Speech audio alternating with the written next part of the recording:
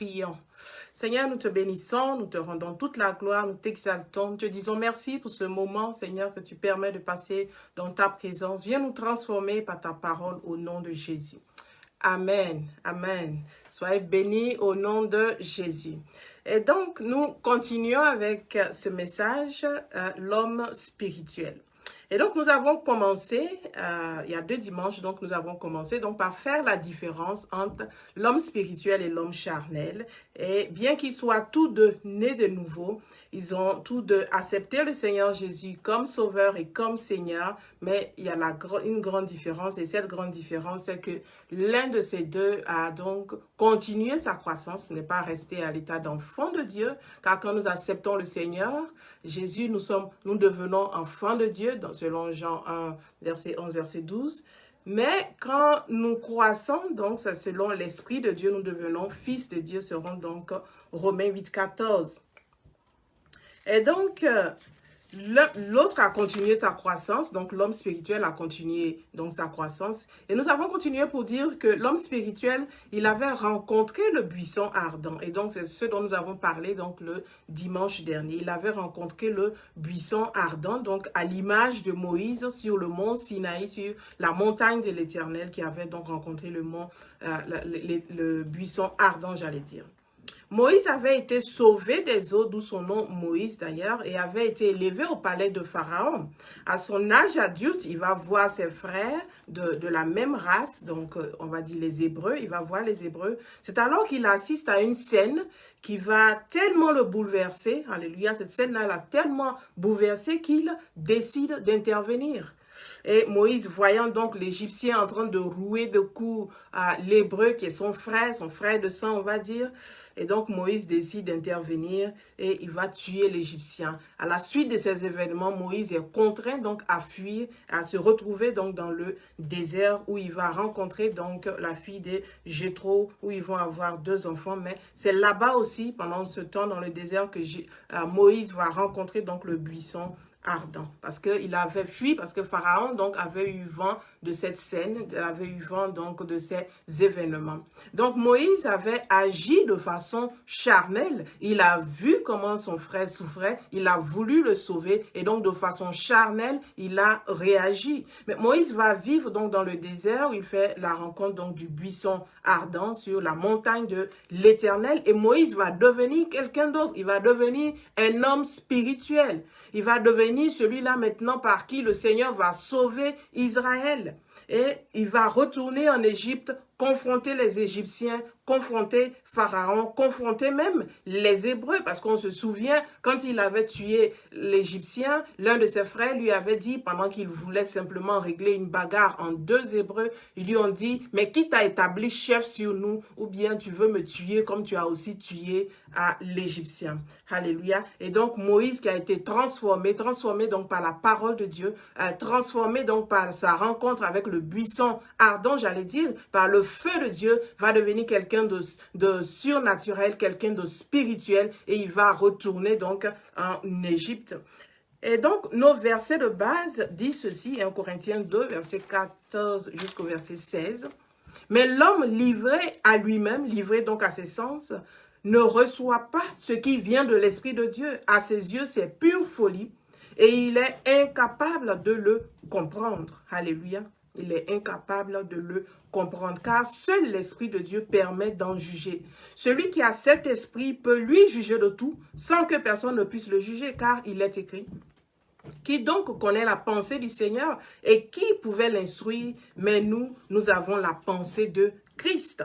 Donc Moïse pensait bien faire en frappant et tuant l'Égyptien. Mais comme l'Éternel l'avait déjà révélé à Abraham plusieurs générations avant, dans Genèse 15, verset 12 à 16, et on va lire le verset 14 qui nous dit ceci, « Mais je punirai la nation qui les aura réduits en esclavage et ils quitteront le pays chargé de grandes richesses. Alléluia. Ils quitteront le pays chargé de grandes richesses. Et c'est ce qui s'est passé donc avec les enfants d'Israël. Ils sont sortis d'Égypte avec de grandes richesses, comme le Seigneur l'avait annoncé. Ce n'était pas à Moïse donc de tuer les Égyptiens, ce n'était pas à Moïse de tuer l'Égyptien de façon charnelle, mais c'était un combat spirituel. Et il fallait donc un homme spirituel, un homme qui avait rencontré l'Esprit de Dieu, un homme qui était habité par l'Esprit de Dieu, un homme guidé par l'Esprit de Dieu, qui devait retourner en Égypte pour se sauver, parce que là, ça lui donnait aussi la liberté, non seulement à lui, mais à toute sa famille, non seulement à sa famille, mais à sa nation. Le Seigneur a besoin de nous en tant qu'enfants de Dieu. Il a besoin que nous soyons remplis de l'Esprit de Dieu. Il a besoin que nous soyons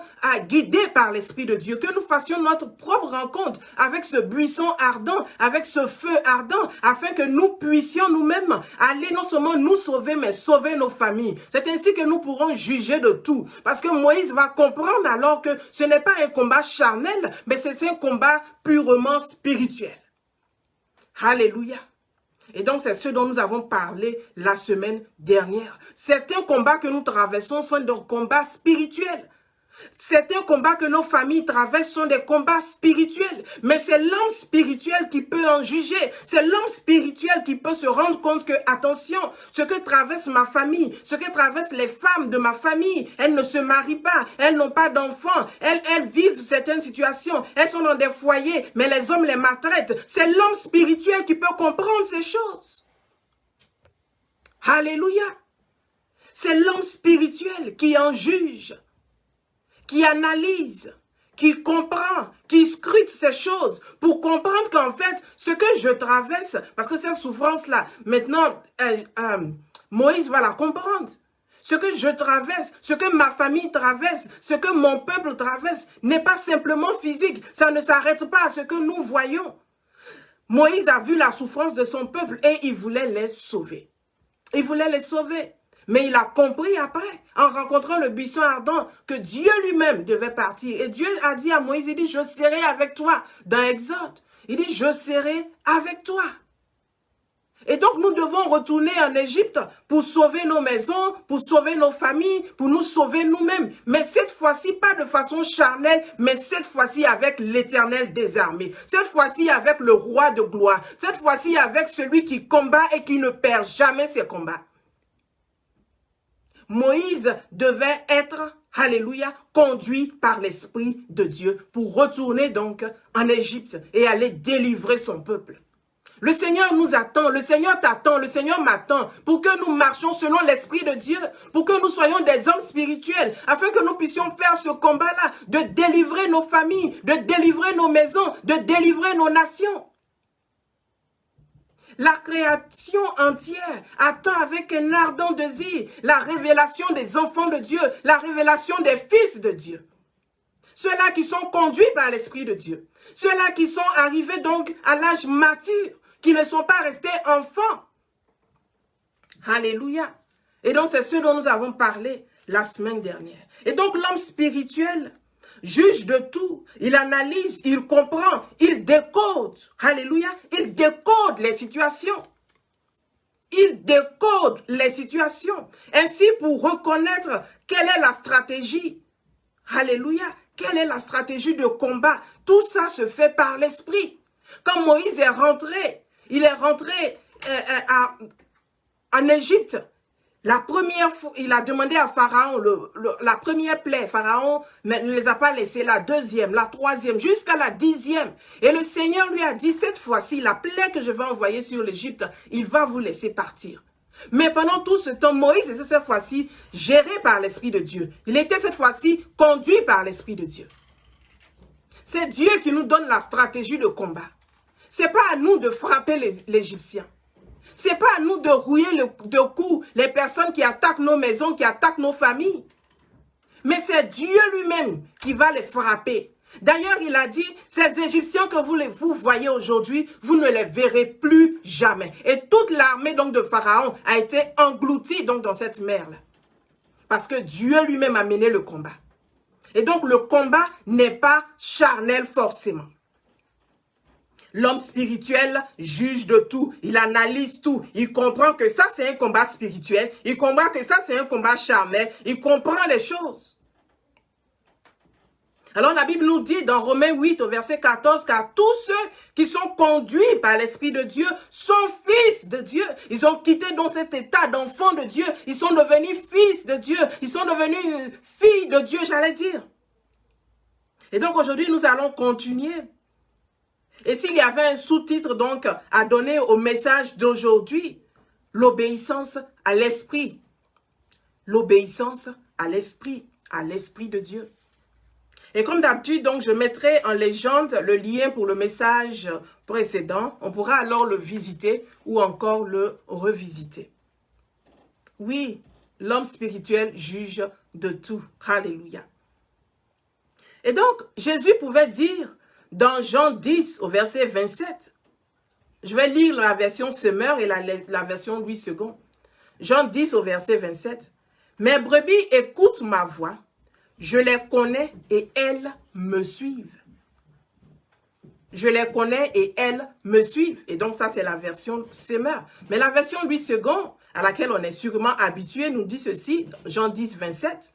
Mes brebis entendent ma voix, je les connais et elles me suivent. Et donc là, nous avons entendre ma voix et nous avons écoute ma voix. Une chose est d'entendre, une autre est d'écouter. Alléluia. Une chose est d'entendre, une autre est d'écouter. Si nous prenons un exemple de quelqu'un, par exemple, qui s'appelle Philippe. Philippe écoute la radio, il écoute une musique, il écoute ses parents, ou encore il écoute bien en classe. On pourrait dire Philippe écoute bien en classe. Quand on écoute alors, on s'applique à entendre. Alléluia. On s'applique à entendre. Il y a une action de notre part. On prête attention au bruit. On prête attention à ce qu'on regarde. Et donc, à cause donc de cette définition du mot « écouter », je vais préférer la version Semeur et dire que Jean 10, verset 27, « Mes brebis écoutent ma voix, je les connais et elles me suivent. » Écouter aussi a le sens d'obéir. Écouter nous emmène à faire une action. Et donc, nous n'écoutons pas simplement, mais après avoir écouté, nous devons faire une action. Écouter a le sens d'être attentif, concentré et obéissant. Quand on dit Philippe écoute ses parents, ça veut dire qu'il est obéissant. Alléluia. Mais entendre, c'est de percevoir, mais de façon passive. Alléluia.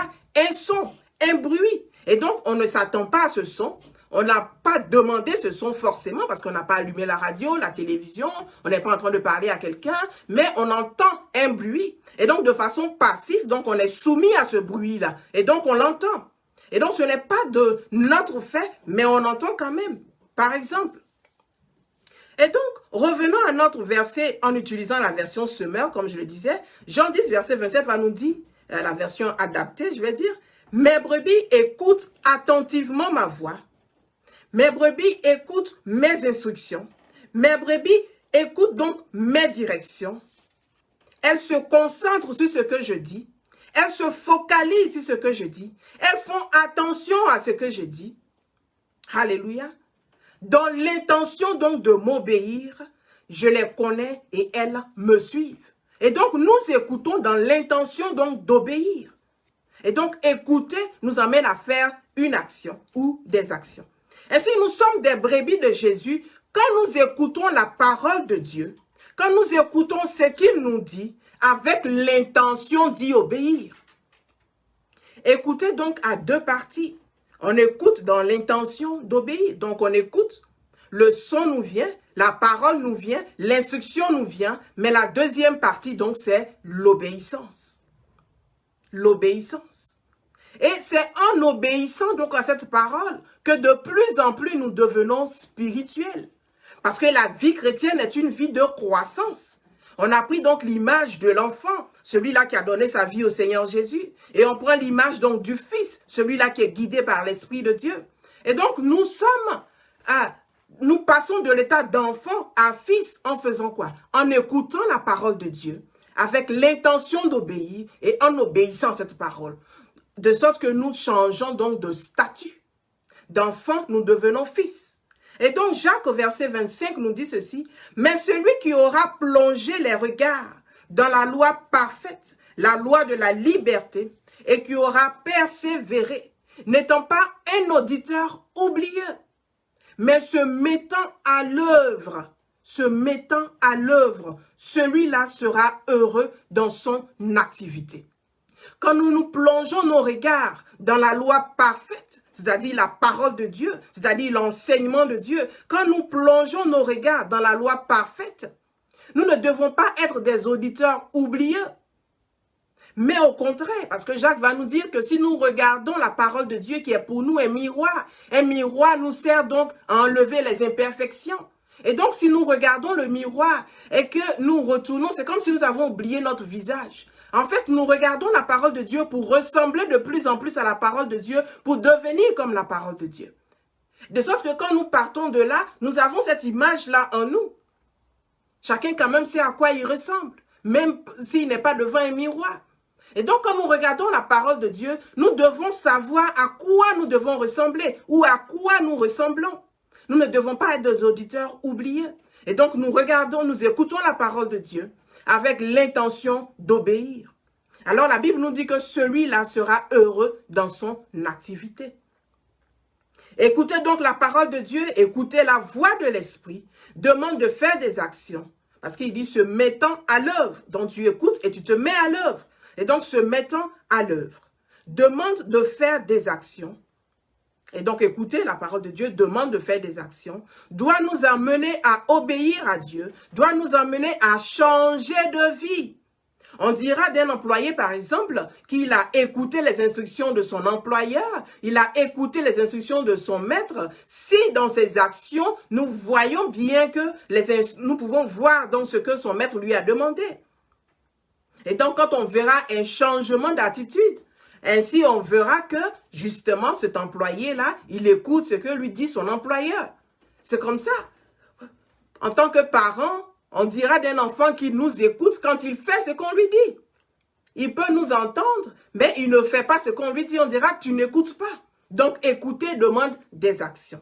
Romains 8, 14, alors, nous dit que car tous ceux qui sont conduits par l'Esprit de Dieu sont fils de Dieu. Ils sont des hommes spirituels. Ils sont conduits par l'Esprit de Dieu. Ils se laissent conduire par l'Esprit de Dieu. Et comment on voit cela dans leurs actions? Parce qu'on se rend compte que ils se comportent selon la parole de Dieu. Ils se comportent selon selon les enseignements donc de Jésus-Christ.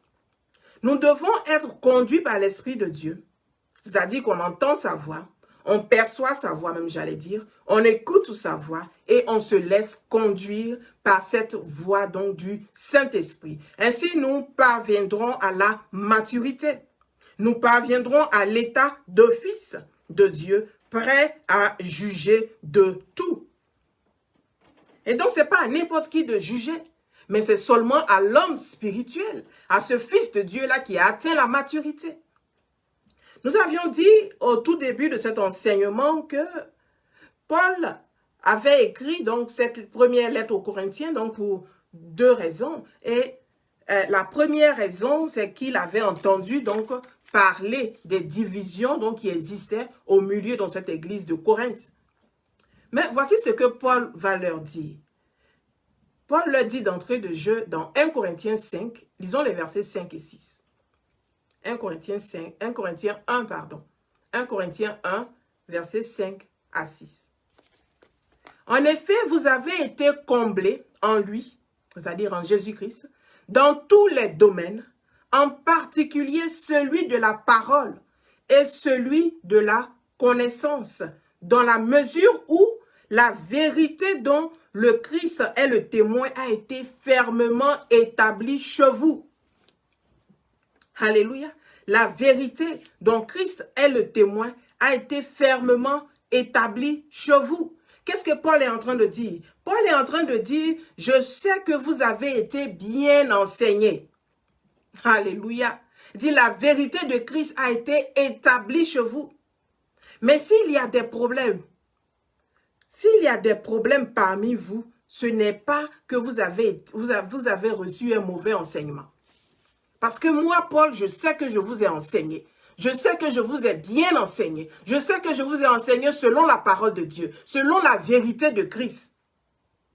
Et donc aujourd'hui, s'il y a des problèmes de division, s'il y a des problèmes de toutes sortes au milieu de vous, je suis sûre que ce n'est pas par rapport à votre enseignement. Ça veut dire aussi que les mauvais enseignements peuvent nous emmener à avoir certains comportements qui ne sont pas bibliques, certains comportements qui ne sont pas de Dieu. On peut avoir reçu des enseignements pensant que c'était des enseignements de Christ, mais au contraire, ce sont de faux enseignements, de fausses doctrines. On ne peut donc pas se baser sur ces enseignements-là pour juger de tout et penser que nous sommes spirituels. Parce que nous avons un jour écouté un enseignement qui dit ceci ou cela. Mais les hommes qui sont habilités à juger, ceux qui sont habilités à être appelés fils de Dieu, hommes spirituels, c'est ceux-là qui ont été enseignés selon la vérité biblique. Alléluia. Et donc, si le problème n'est pas l'enseignement, et donc le problème doit venir alors des membres de l'église de Corinthe, ce qui veut dire qu'une chose est d'écouter, de bien écouter, mais il faut écouter la bonne information, le bon enseignement. D'ailleurs, la Bible va nous dire que la foi naît du message que l'on entend. La foi naît de ce qu'on entend. Et ce qu'on entend vient de la parole de Dieu. Et donc, si on écoute les enseignements de la parole de Dieu, alors nous sommes en train de suivre les bons enseignements. Nous sommes en train d'avoir la bonne information. Paul est donc en train de dire que l'enseignement n'est pas le problème chez vous à Corinthe. Parce que moi, Paul, je peux vous dire que je vous ai bien enseigné. Et donc, l'enseignement, ce n'est pas ça le problème. Vous avez reçu un très bon enseignement, mais le problème, c'est ce que vous ne ressemblez pas à Christ. Le problème, c'est que vous n'êtes pas en train d'appliquer l'enseignement que vous avez reçu. Il continue, c'est pour ça qu'il va conclure, on va dire, dans 1 Corinthiens 2, versets 4 à 5. Ce n'est pas la conclusion, pardon. Lisons 1 Corinthiens 2, versets 4 à 5. Mon enseignement et ma prédication ne reposaient pas sur les discours persuasifs de la sagesse.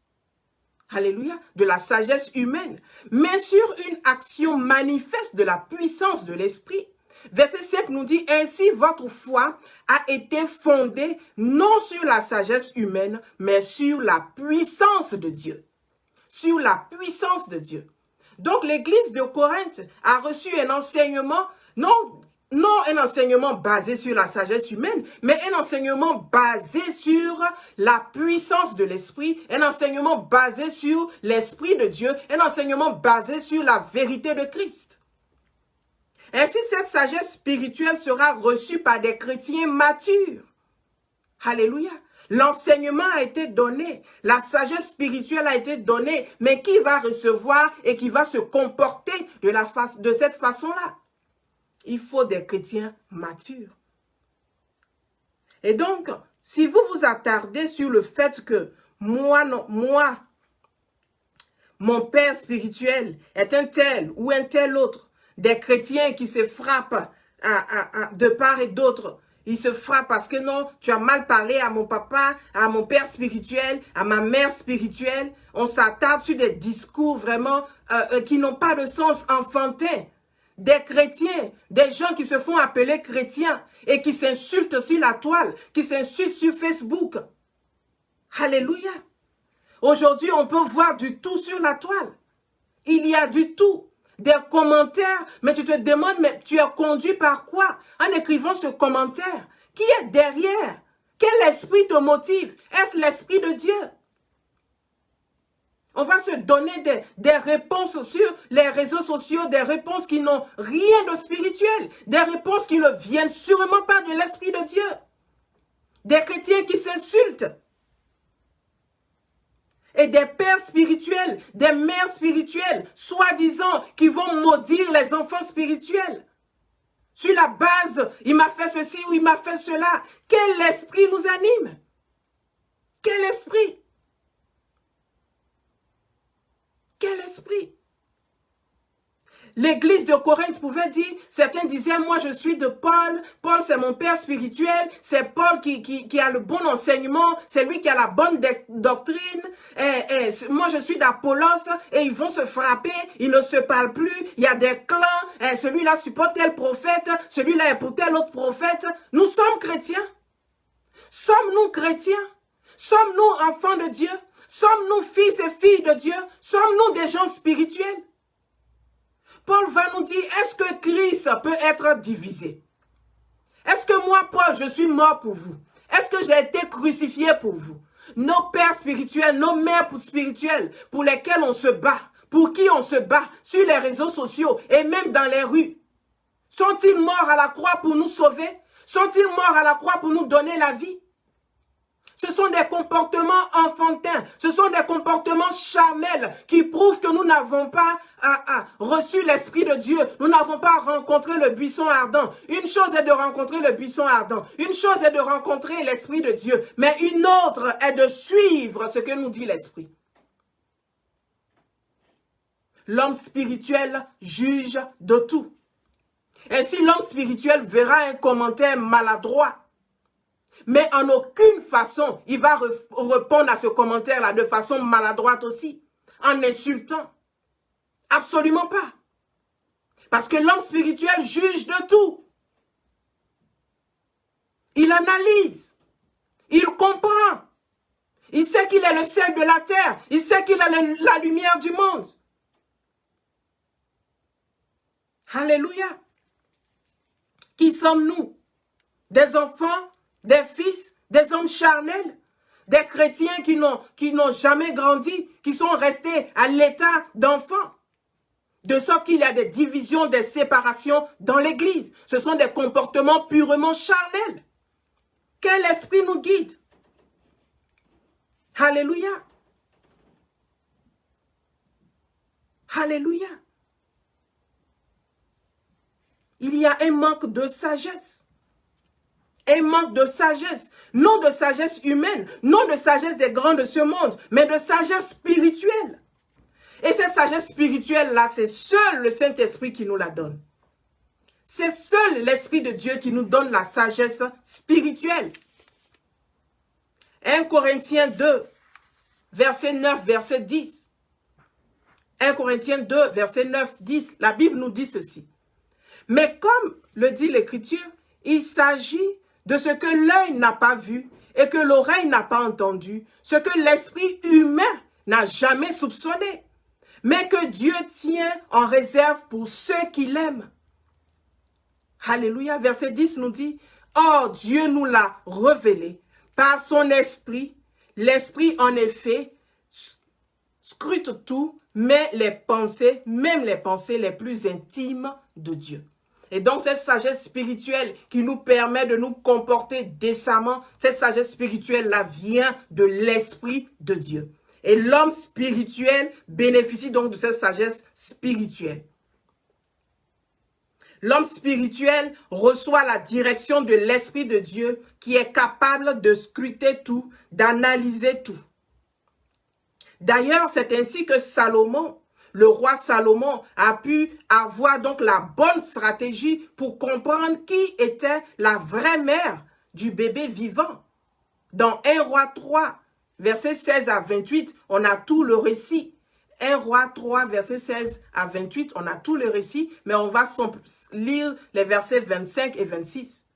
Et le roi dit, coupez en deux l'enfant qui vit et donnez-en la moitié à l'une et la moitié à l'autre. Verset 26. Alors la femme dont le fils était vivant sentit ses entrailles s'émouvoir pour son fils et elle dit au roi, « Ah, mon Seigneur, donnez-lui l'enfant qui vit et ne le faites point mourir. » Mais l'autre dit, « Il ne sera ni à moi ni à toi, coupez-le. » Coupez-le. Alléluia. Coupez-le. Et quand on lit la suite, Salomon a compris que c'est celle qui avait eu mal, c'est celle-là qui était la vraie mère. Mais le verset 28 nous dit que le peuple entier a compris que Salomon était dirigé par Dieu et que cette sagesse, ce n'était pas une sagesse humaine, mais c'était une sagesse qui venait de Dieu. Ainsi, la sagesse de Dieu nous permet de juger de tout. Alléluia. L'homme spirituel juge de tout. On vit que la sagesse de Dieu était en lui, était en Salomon pour le diriger dans ses jugements. Alléluia. Ainsi, face à une situation, l'homme spirituel se laissera guider par l'Esprit de Dieu et donner un jugement digne de Dieu. L'homme spirituel juge de tout, du naturel, comme dans le cas de Salomon et des deux prostituées, mais aussi du surnaturel, comme dans le cas de Moïse. Et donc, l'homme spirituel juge de tout, aussi bien du naturel que du spirituel. Ainsi, s'il y a division dans l'Église, c'est que ceux qui sont à la base de cette division sont charnels et ne sont pas conduits par l'Esprit de Dieu. Ils sont incapables de percevoir ce que dit l'Esprit et leurs œuvres sont manifestes. Alléluia. Leurs œuvres sont manifestes. Nous le voyons dans Galates 5, versets 19 à 21. Galates 5, 19 à 21 nous dit ceci. Les œuvres de la chair sont manifestes. Ce sont l'impudicité, l'impureté, la dissolution, l'idolâtrie, la magie, les inimitiés, les querelles, les jalousies, les animosités, les disputes, les divisions, les sectes, l'envie, l'ivrognerie, les excès de table et les choses semblables. Et les choses semblables. Ce sont là les œuvres de la chair. Ce sont là les œuvres du chrétien charnel, du chrétien qui est resté enfant, qui n'a pas grandi. Parce que là, Paul est en train de parler à l'église de Galates. Il est en train de parler aux Galates. Alléluia. Il n'est pas en train de parler à des païens. Et donc, toutes ces choses que nous venons de citer, ce sont des comportements qu'on retrouve dans l'église. Une église remplie d'hommes et de femmes charnels qui sont dirigés par la chair au lieu d'être dirigés par l'Esprit de Dieu. Mais bien au contraire, si nous sommes conduits par l'Esprit de Dieu, donc fils de Dieu, alléluia, nous sommes des hommes spirituels et nous ne pouvons pas nous retrouver à insulter des gens sur Facebook par exemple, parce qu'ils ont eu à écrire un commentaire maladroit par exemple. L'Esprit de Dieu en nous donnera la conduite à tenir et nous suivrons cette ligne de conduite. C'est l'Esprit de Dieu qui nous guidera. Galates 5, 22 nous dit ceci. Mais le fruit de l'Esprit. Mais le fruit de l'Esprit. C'est-à-dire que quand nous avons écouté la voix du Seigneur, quand nous avons écouté l'enseignement du Seigneur, quand nous avons écouté la voix du Saint-Esprit et que nous mettons en pratique ce que l'Esprit de Dieu nous dit, ce que la voix de Dieu nous dit, ce que l'enseignement basé sur la vérité nous dit, voici les fruits que nous devons avoir. Mais le fruit de l'Esprit, c'est l'amour, c'est la joie, c'est la paix, c'est la patience, c'est la bénignité, c'est la fidélité, la douceur, la tempérance. Alléluia. C'est la douceur, la tempérance. Voici le fruit de l'Esprit. Et donc, cet amour que nous enseigne toute la Bible est une lettre d'amour. Alléluia. Donc, cet amour que nous enseigne la Bible, que la Bible nous dit ceci, que l'amour excuse tout. Donc, le fruit de l'Esprit dont nous parlons de cet amour. Alléluia, excusez-moi, je vais boire un peu.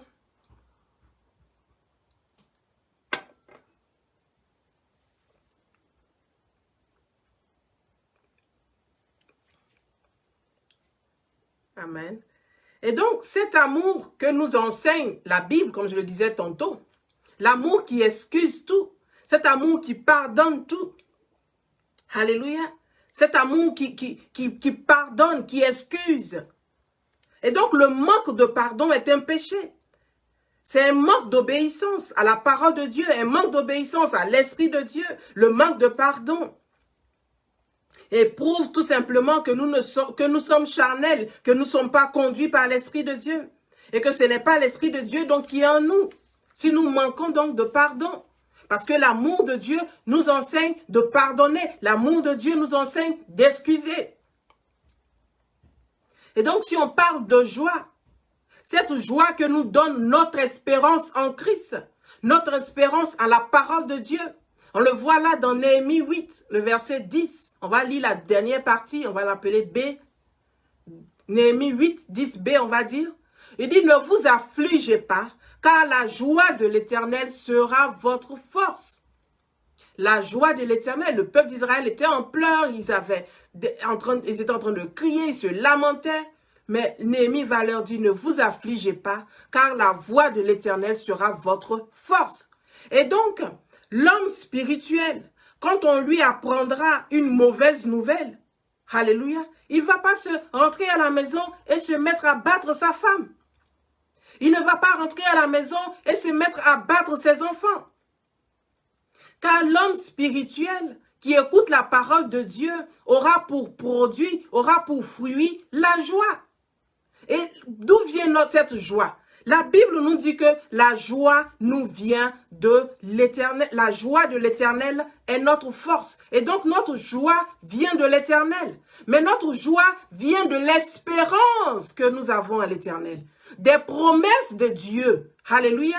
Ce n'est pas une joie fortuite, ce n'est pas une joie qui est basée sur rien, mais c'est basé sur l'espérance de Dieu, c'est basé sur les promesses de Dieu, c'est basé sur l'amour de Dieu, c'est basé sur la puissance de Dieu. Ainsi, si nous recevons de mauvaises nouvelles, si nous recevons des nouvelles qui ne nous plaisent pas, ou même si quelqu'un nous dit quelque chose qui ne nous plaît pas, on ne va pas rentrer à la maison, commencer à insulter tout le monde, commencer à frapper tes enfants parce que tu as perdu ton travail, commencer à battre ta femme parce que ton collègue t'a mal parlé, je ne sais pas, on ne va pas se comporter ainsi. Ou une femme qui est mariée, elle apprend par exemple que son mari la trompe, allez, elle sort, elle dit, dans ce cas-là, si tu sors, je sors aussi, si tu as un amant, moi aussi j'aurai aussi un amant, mais non. L'homme spirituel va juger de tout par l'Esprit de Dieu. Et va se reposer sur l'espérance que donne la joie en Christ, l'espérance que donne la joie à l'Éternel. Et c'est dans cette espérance-là que l'homme spirituel va puiser sa force. Si aujourd'hui, ma situation est comme si je sais que demain, le Seigneur va la changer. Même si aujourd'hui, j'ai perdu mon travail, je crois en l'Éternel. Je sais qu'il va changer. Même si mon mari me fait ceci, même si ma femme me fait cela, je sais que le Dieu que je sers, le Dieu en qui j'ai mis ma confiance, il va me sortir de ce désert. Il va me sortir de ce trou. Ainsi, la joie de l'Éternel est notre force. Et nous gardons cette joie. Nous sommes de bonne humeur. L'homme spirituel a de la joie. A de la joie. Un autre fruit qui est la paix. Romains 12, le verset 18 nous dit ceci. S'il est possible, autant que cela dépend de vous, soyez en paix avec les hommes. S'il est possible, ça dépend de moi d'être en paix, je dois être en paix avec les hommes. Je dois être en paix avec tout le monde. S'il est possible.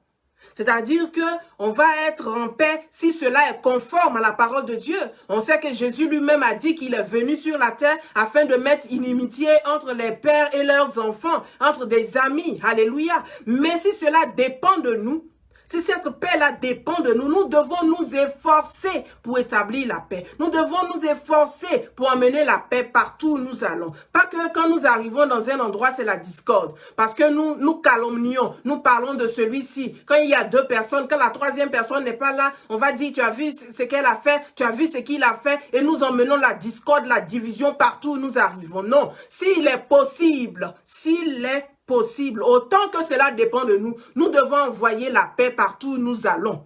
Et ça, c'est l'œuvre de l'homme spirituel. Ça, c'est le fruit que produit l'homme spirituel. On parle aussi de patience.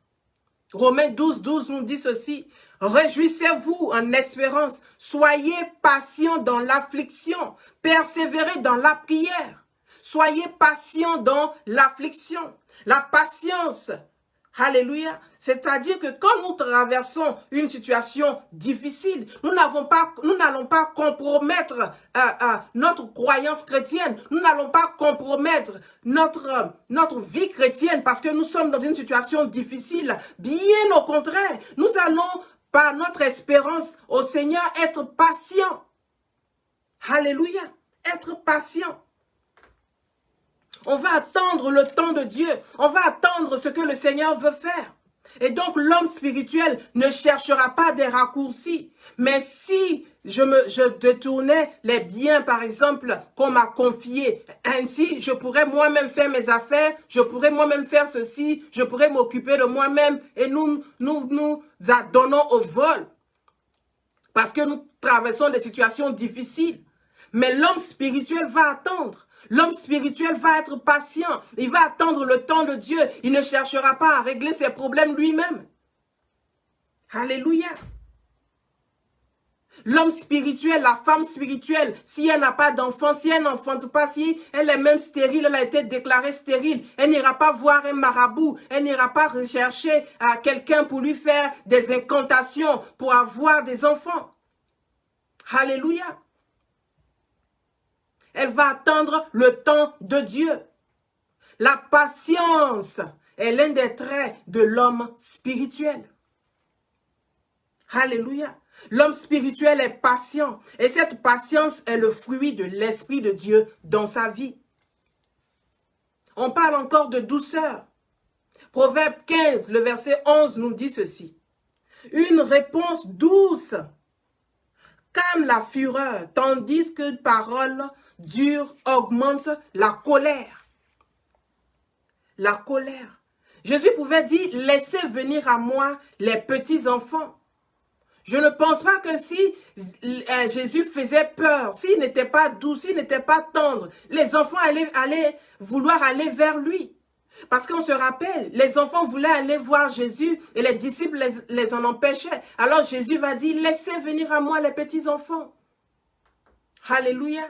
Jean ne pouvait pas se coucher donc sur la poitrine de Jésus si Jésus n'était pas doux, s'il n'avait pas cette douceur-là. Ici, il n'avait pas cette douceur. Nous devons faire attention. Attention à ce que nous pensons, attention aux enseignements que nous entendons. Si Jésus n'était pas doux, comment est-ce que Jean allait venir se coucher sur sa poitrine? Comment? Il n'aurait pas non plus permis à Marie de venir lui laver les pieds. S'il n'était pas doux par ses enseignements, par sa façon de faire, par sa façon de se comporter, Zachée n'allait pas aller jusqu'à monter vers l'arbre. Sur l'arbre pour chercher à voir Jésus. Zachée n'était pas malade. Comme la femme qui avait la perte de sang. Elle dit, si je touche le pan de sa robe, je sais que je serai guérie. Elle allait le toucher parce qu'elle était malade. Jairus est venu parce que sa fille était en train de mourir. Mais Zachée n'était pas malade. Physiquement, Zachée n'était pas malade. Il était un collecteur d'impôts. Il avait de l'argent. Donc, sur la terre, au regard humain, Zachée était OK, il était fine. Mais il est monté sur cet arbre-là parce qu'il a dit, il me manque quelque chose. Il me manque quelque chose. Alléluia. Il me manque quelque chose. Et c'est comme ça qu'il va monter sur l'arbre pour aller chercher à voir Jésus. Et Jésus va lui dire, Zachée, je vais manger avec toi ce soir. Je vais dîner avec toi aujourd'hui. Alléluia. On va voir quelques contraires du mot douceur. Si quelqu'un n'est pas doux, si quelqu'un ne manifeste pas la douceur, il est agressif. Le contraire donc d'être doux, c'est d'être agressif. Alléluia. Un chrétien qui est agressif. Mais agressif et chrétien ne peuvent même pas figurer dans la même phrase. Comment un chrétien peut être agressif? Comment un chrétien peut être agressif? Un autre contraire, c'est brutal. Comment un chrétien peut être brutal? voire même violent. Violent. Et notre Seigneur Jésus, dont nous prétendons avoir l'esprit, n'avait rien de violent, de brutal, encore moins d'agressif. Alléluia. Philippiens 4, le verset 5 va nous dire que votre douceur soit connue de tous les hommes. Philippiens 4, verset 5. Que votre douceur soit connue de tous les hommes. Et il va ajouter pour dire quoi? Le Seigneur Jésus est proche. Que votre douceur soit connue de tous. Pourquoi? Parce que le Seigneur est proche. Le Seigneur est proche. On parlait encore de bénignité. On dit de quelque chose, on dit d'une chose qu'elle est bénigne, alléluia, ça veut dire que c'est sans gravité. C'est sans gravité. Et donc, bénignité aussi peut se traduire par bienveillance, peut se traduire aussi par la douceur, l'indulgence, l'aimabilité, la bienfaisance. La bienfaisance. Toutes les caractéristiques donc de l'amour. On parle aussi de fidélité. C'est le fait de rester attaché à Dieu jusqu'à la fin. C'est ça la fidélité. Matthieu 25, verset 23. Il dit, son maître lui dit, c'est bien, bon et fidèle serviteur. Tu as été fidèle en peu de choses, je te confierai beaucoup d'autres. Entre dans la joie donc de ton maître. Est-ce que nous sommes fidèles dans l'œuvre de Dieu? Est-ce que nous sommes fidèles dans notre marche chrétienne? Est-ce que nous sommes attachés à la parole de Dieu? Nous devons être fidèles à la parole de Dieu, fidèles à ce que Dieu nous dit, fidèles à ce que l'Esprit de Dieu nous dit. Nous ne devons pas changer ce que l'Esprit de Dieu nous dit. Nous devons être fidèles à cette parole. C'est ainsi que l'homme spirituel se comporte. Il est conduit par l'Esprit de Dieu. Il est conduit par l'Esprit de Dieu.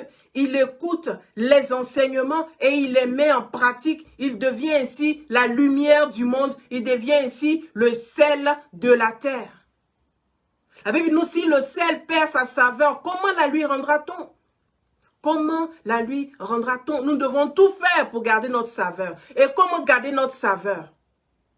Nous devons garder notre saveur en restant fidèles à la parole de Dieu. En laissant l'Esprit de Dieu nous conduire. En laissant l'Esprit de Dieu nous conduire. Alléluia. Jésus pouvait dire, il dit, prends ta croix et suis-moi. Si quelqu'un veut me suivre, qu'il prenne sa croix et qu'il me suive. C'est comme ça qu'on va suivre le Seigneur Jésus. Parce que quand on regarde à toutes ces choses, cette personne-là qui est conduit par l'Esprit de Dieu, cet homme spirituel qui est conduit par l'Esprit de Dieu, c'est un homme qui est mort. C'est un homme qui est mort. C'est une femme qui est morte à elle-même, qui est morte à tout. Alléluia. Qui est morte à tout. Et donc, c'est comme si nous n'avons plus rien à dire, nous n'avons plus nos propres, nos propres sagesses, ou même que si on ne ressent plus rien, on n'a plus de sentiments, oui, on n'a plus de sentiments de nous-mêmes. Parce que nous sommes conduits par l'Esprit de Dieu. Les sentiments que nous devons avoir sont les sentiments de Christ. Et Paul pouvait nous le dire dans Philippiens, il dit, ayez en vous les sentiments qui étaient en Christ, les sentiments de Christ. Alléluia. Et donc, si nous voulons être des hommes spirituels, nous devons mourir à nous-mêmes.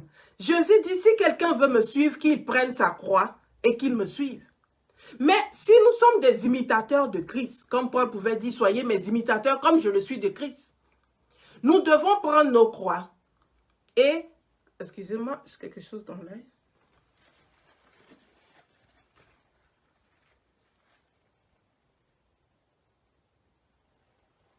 Alléluia.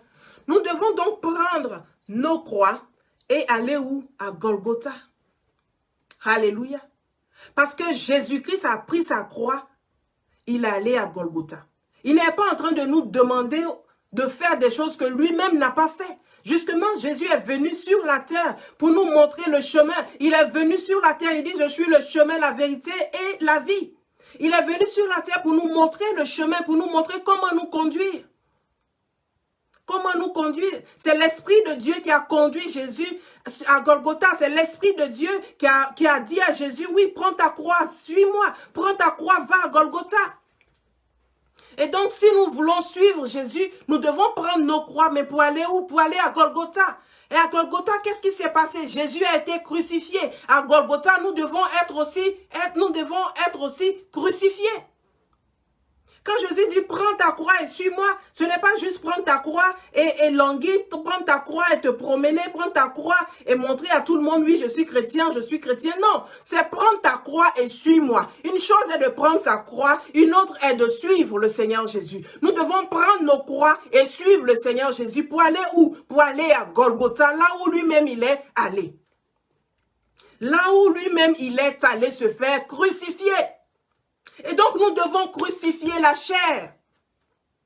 Nous devons crucifier la chair. L'homme spirituel a crucifié la chair. Il a pris sa croix, il a suivi Jésus jusqu'à Golgotha, de sorte qu'il ne sent plus rien. Quand on insulte, il ne le sent plus. Quand on lui dit de mauvaises paroles, il ne le sent plus. Quand il apprend de mauvaises nouvelles, l'homme spirituel ne sent plus ces choses parce qu'il a été crucifié à la croix.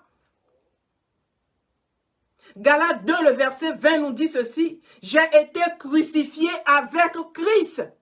Avons-nous été crucifiés avec Christ? Nous devons prendre nos croix, oui, mais aller à Golgotha et se faire crucifier. Parce que l'homme spirituel est mort. Il est mort à lui-même. Il est mort à ses projets. Jésus pouvait dire dans le jardin de Gethsémane, il dit, si seulement cette coupe pouvait s'éloigner de moi. Je vois déjà ce qui arrive. Je vois la douleur. Il dit, j'ai mal jusque dans l'âme. J'ai mal, je sais ce qui va m'arriver. Mais pas ma volonté, mais ta volonté. Est-ce que nous sommes morts à notre volonté? Est-ce que nous avons été vraiment crucifiés? Est-ce que nous avons pris nos croix et nous nous sommes rendus à Golgotha? Est-ce que nous nous sommes rendus à Golgotha? Là où la chair est crucifiée. Là où nous ne sentons plus rien. Alléluia. Là où nous ne sentons plus rien, comme Jésus-Christ. Pas ma volonté, mais ta volonté. Est-ce que nous sommes morts à nos propres volontés? Non, ça je ne laisse pas. Je vais lui dire 2 mots. Je vais lui dire 2 mots, il va comprendre. Je vais lui dire 2 mots, elle va comprendre. Est-ce que nous sommes morts à notre propre volonté, à notre orgueil, à nous-mêmes? On ne veut pas se laisser écorcher par qui que ce soit. Or, si la graine ne meurt pas, elle ne peut pas donner de fruits. Les fruits dont nous avons parlé, l'amour, la paix, la bénignité, la tempérance, la fidélité, la patience, la joie, les fruits dont nous avons parlé. Toutes ces choses-là viennent quand nous sommes morts, car la graine qui est morte, c'est celle-là qui donnera du fruit. Alors si nous ne sommes pas morts, nous ne pouvons pas donner de fruits. Si nous avons pris notre croix, oui, c'est vrai. Nous avons entendu la prédication, nous avons entendu la parole de Dieu, nous avons accepté le Seigneur Jésus, nous avons même accepté de prendre notre croix, nous avons fait quelques sacrifices. Mais est-ce que nous sommes allés à Golgotha? Est-ce que nous sommes allés mourir à Jésus, à Golgotha? Est-ce que nous sommes morts comme Jésus? Galates 2, 20 nous dit, j'ai été crucifié avec Christ. Et si je vis, ce n'est plus moi qui vis, c'est Christ qui vit en moi. L'homme spirituel, ce n'est plus lui qui vit. Ce n'est plus lui qui vit. L'homme spirituel, il ne vit plus par lui-même. Il vit par l'Esprit de Dieu. Il ne vit plus par lui-même. Il vit par Jésus qui vit en lui.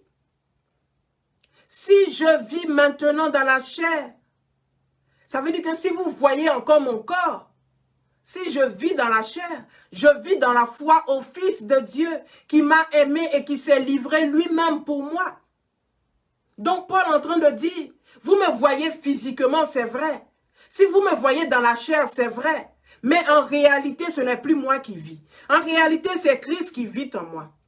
De sorte que je vais à gauche quand il me dit va à gauche. Je vais à droite quand il me dit va à droite. Je mange quand il me dit mange.